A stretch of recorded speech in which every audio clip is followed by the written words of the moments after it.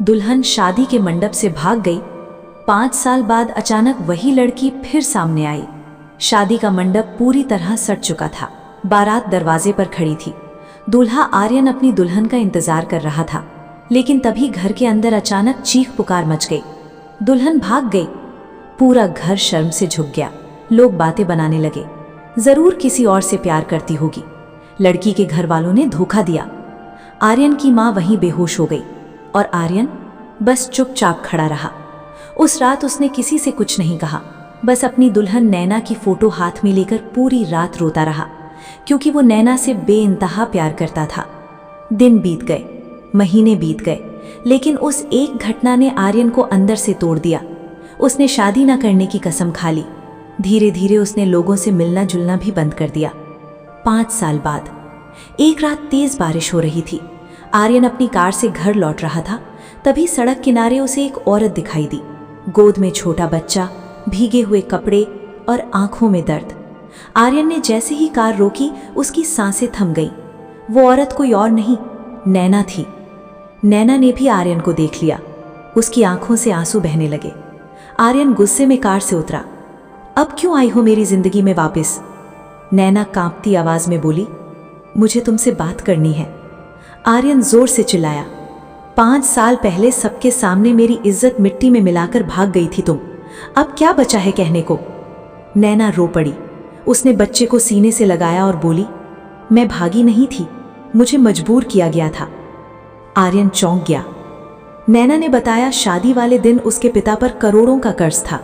कुछ गुंडों ने धमकी दी थी, अगर शादी हुई तो तेरे पिता जिंदा नहीं बचेंगे। अपने पिता की जान बचाने के लिए नैना बिना बताए शहर छोड़कर चली गई। आर्यन की आंखों में गुस्सा धीरे धीरे दर्द में बदलने लगा। उसने पूछा, तो फिर इतने साल बाद वापस क्यों आई हो? नैना रोते हुए बोली, क्योंकि अब मेरे पास जीने की कोई वजह नहीं बची। आर्यन ने बच्चे की तरफ देखा, और ये बच्चा? नैना की आंखें झुक गईं। जिस आदमी से मजबूरी में शादी हुई थी, वो मुझे रोज मारता था। कुछ महीने पहले उसकी मौत हो गई। बारिश और तेज हो गई। सड़क पर सन्नाटा था। नैना ने कांपते हुए कहा, मैं सिर्फ एक बार तुमसे माफी मांगना चाहती थी। इतना कहकर वो पीछे मुड़ी, लेकिन तभी उसका पैर फिसला और वो सड़क पर गिर गई। आर्यन दौड़कर उसके पास गया। नैना! नैना की सांसें टूट रही थीं। उसने रोते हुए कहा, मैंने हमेशा सिर्फ तुमसे प्यार किया। और उसकी आंखें हमेशा के लिए बंद हो गईं। उस रात आर्यन बारिश में बैठकर बहुत रोया, क्योंकि जिस लड़की को वो बेवफा समझता रहा, वो तो हालात की मारी हुई थी। नैना की मौत के बाद आर्यन पूरी तरह टूट चुका था। उसने खुद को कमरे में बंद कर लिया। हर जगह उसे सिर्फ नैना दिखाई देती थी, उसकी बातें, उसकी हंसी और वो आखिरी शब्द, मैंने हमेशा सिर्फ तुमसे प्यार किया। लेकिन सबसे ज्यादा उसे उस छोटे बच्चे की चिंता थी, जो अब बिल्कुल अकेला हो चुका था। आर्यन रोज उस बच्चे से मिलने जाने लगा। धीरे धीरे बच्चे ने भी उसे अपनाना शुरू कर दिया। एक दिन बच्चे ने मासूमियत से पूछा, आप मेरी मम्मी को जानते थे? आर्यन की आंखें भर आईं। उसने बच्चे को सीने से लगा लिया, लेकिन कुछ बोल नहीं पाया। उसी रात आर्यन को नैना का पुराना बैग मिला, जो अस्पताल में उसके सामान के साथ रखा था। बैग के अंदर एक डायरी थी। कांपते हाथों से उसने डायरी खोली। पहले ही पन्ने पर लिखा था, अगर ये डायरी आर्यन तक पहुंचे तो समझना मैं इस दुनिया में नहीं रही। आर्यन की सांसें रुक गईं।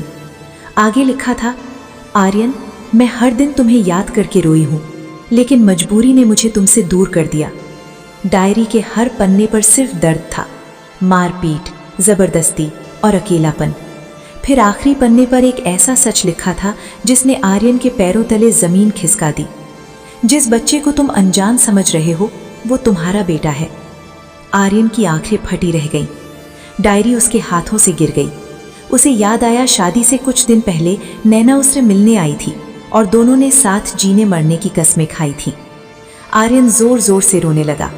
जिस बच्चे को वो बेगाना समझ रहा था, वो उसका अपना खून था। अगली सुबह वो भागता हुआ उस बच्चे के पास पहुंचा। बच्चा मुस्कुराकर बोला, आप फिर आ गए। आर्यन घुटनों पर बैठ गया और बच्चे को सीने से लगाकर फूट फूट कर रो पड़ा। उस दिन के बाद आर्यन ने फैसला कर लिया, अब वो अपने बेटे को कभी अकेला नहीं छोड़ेगा। उसने बच्चे का नाम पूछा, तुम्हारा नाम क्या है? बच्चा मुस्कुराया, मम्मी मुझे लकी बुलाती थी। आर्यन की आंखें फिर भर आईं, क्योंकि यही नाम उसने और नैना ने सालों पहले अपने होने वाले बच्चे के लिए सोचा था। धीरे धीरे लकी आर्यन के साथ रहने लगा। घर में फिर से हंसी लौट आई थी। लेकिन एक रात सब कुछ बदल गया। आर्यन ने देखा घर के बाहर 2 आदमी खड़े थे। उनकी नजरें सीधे लकी पर थीं। आर्यन को कुछ गलत महसूस हुआ। अगली सुबह जब वो लकी को स्कूल छोड़ने जा रहा था, तभी अचानक एक काली गाड़ी उनके सामने आकर रुकी। कुछ नकाबपोश आदमी बाहर निकले और लकी को जबरदस्ती उठाकर ले गए। पापा बचाओ! पहली बार लकी ने आर्यन को पापा कहा था, लेकिन वो आवाज सुनते ही गाड़ी तेज रफ्तार में गायब हो गई। आर्यन पागलों की तरह सड़क पर भागता रहा, लेकिन कुछ नहीं मिला। उसकी दुनिया फिर उजड़ चुकी थी। उसी रात आर्यन के फोन पर एक कॉल आया। अगर बच्चे को जिंदा देखना चाहता है तो 50 लाख लेकर पुराने गोदाम में आ जाना। आर्यन समझ चुका था, ये वही लोग थे जिन्होंने सालों पहले नैना की जिंदगी बर्बाद की थी। बारिश भरी रात, पुराना सुनसान गोदाम, और आर्यन अकेला वहां पहुंच गया। अंदर लकी रस्सियों से बंधा हुआ रो रहा था। तभी अंधेरे से एक आदमी बाहर आया और उसकी आवाज सुनते ही आर्यन के होश उड़ गए। वो आदमी कोई और नहीं, नैना का चाचा था। आर्यन गुस्से में चिल्लाया, तुमने नैना की जिंदगी क्यों बर्बाद की? वो आदमी हंसने लगा, क्योंकि उसके बाप का कर्ज कभी खत्म नहीं हुआ था और अब उस बच्चे की बारी है। आर्यन की आंखों में खून उतर आया। आर्यन गुस्से से कांप रहा था। उसकी नजर सिर्फ अपने बेटे लकी पर थी, जो डर के मारे रो रहा था। नैना का चाचा हंसते हुए बोला, तुम लोगों की मोहब्बत ने मेरा करोड़ों का नुकसान कर दिया था, अब इसकी कीमत तुम्हारा बेटा चुकाएगा। आर्यन चिल्लाया, अगर दुश्मनी मुझसे है तो मुझे मारो, उस मासूम को छोड़ दो। लेकिन वो आदमी बेहद खतरनाक था। उसने अपने गुंडों को इशारा किया और अगले ही पल आर्यन को बुरी तरह पीटना शुरू कर दिया गया। लकी जोर जोर से रो रहा था, मेरे पापा को मत मारो। ये सुनकर आर्यन के अंदर जैसे तूफान आ गया। खून से लथपथ होने के बावजूद उसने पूरी ताकत से एक गुंडे को धक्का दिया और लकी की तरफ भागा। गोदाम में अफरा तफरी मच गई। तभी अचानक गोली चलने की आवाज आई। धाएं!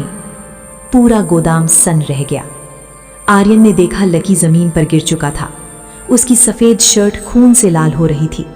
लकी! आर्यन पागलों की तरह उसके पास दौड़ा। लकी कांपती आवाज में बोला, पापा मुझे डर लग रहा है। आर्यन की आंखों से आंसू रुक ही नहीं रहे थे। उसने लकी को सीने से लगा लिया। कुछ नहीं होगा बेटा, मैं हूं ना। लेकिन तभी लकी ने अपने छोटे हाथ से आर्यन का चेहरा छुआ और धीरे धीरे उसकी आंखें बंद होने लगीं। आर्यन जोर जोर से चिल्लाने लगा, कोई डॉक्टर बुलाओ प्लीज। लेकिन वहां मौजूद किसी इंसान के दिल में रहम नहीं था। उसी वक्त बाहर पुलिस की गाड़ियों की आवाज सुनाई दी। किसी ने पुलिस को खबर कर दी थी। गोदाम में भगदड़ मच गई। गुंडे भागने लगे। नैना का चाचा भी पीछे के दरवाजे से भागने लगा, लेकिन आर्यन की नजर उस पर पड़ चुकी थी। उसने जमीन से लोहे की रॉड उठाई और गुस्से में उसकी तरफ दौड़ पड़ा। आर्यन की आंखों में अब सिर्फ बदला था। उसने लोहे की रॉड मजबूती से पकड़ी और नैना के चाचा के पीछे दौड़ पड़ा। बारिश लगातार हो रही थी। गोदाम के बाहर अंधेरा और सन्नाटा था। नैना का चाचा भागते हुए चिल्लाया, तो मेरा कुछ नहीं बिगाड़ सकता। लेकिन अगले ही पल आर्यन ने उसे पकड़कर जमीन पर गिरा दिया। दोनों के बीच भयंकर लड़ाई शुरू हो गई। आर्यन हर वार के साथ चिल्ला रहा था, ये नैना के लिए, ये मेरे बेटे के लिए। उधर पुलिस गोदाम के अंदर पहुंच चुकी थी। एक पुलिस वाला जोर से चिल्लाया, आर्यन उसे छोड़ दो, कानून को अपना काम करने दो। लेकिन आर्यन अब होश में नहीं था। उसकी आंखों के सामने सिर्फ लकी का खून से भरा चेहरा घूम रहा था। तभी अचानक नैना के चाचा ने छुपी हुई पिस्तौल निकाल ली और सीधे आर्यन पर तान दी। अगर एक कदम भी आगे बढ़ा तो यहीं खत्म कर दूंगा। आर्यन रुका नहीं। धाएं! गोली चल गई। आर्यन के सीने में गोली लगी और वो पीछे की तरफ गिर पड़ा। पुलिस ने तुरंत उस आदमी को पकड़ लिया।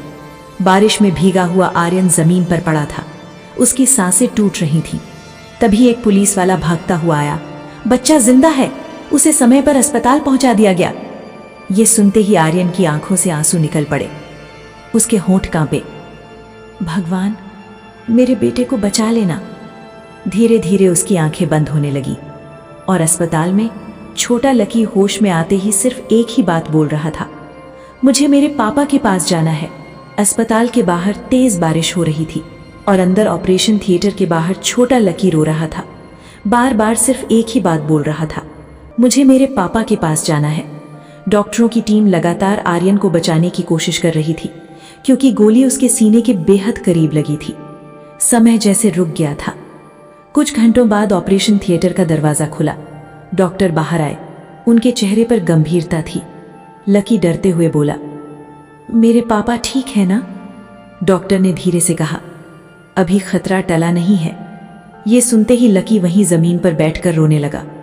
उसी रात बेहोशी में पड़े आर्यन को ऐसा लगा जैसे कोई उसके पास बैठा हो। उसने धीरे धीरे आंखें खोली। सामने सफेद कपड़ों में नैना खड़ी थी। वो मुस्कुरा रही थी, बिल्कुल वैसे ही जैसे पहले मुस्कुराया करती थी। आर्यन की आंखों से आंसू निकल पड़े। नैना, मुझे छोड़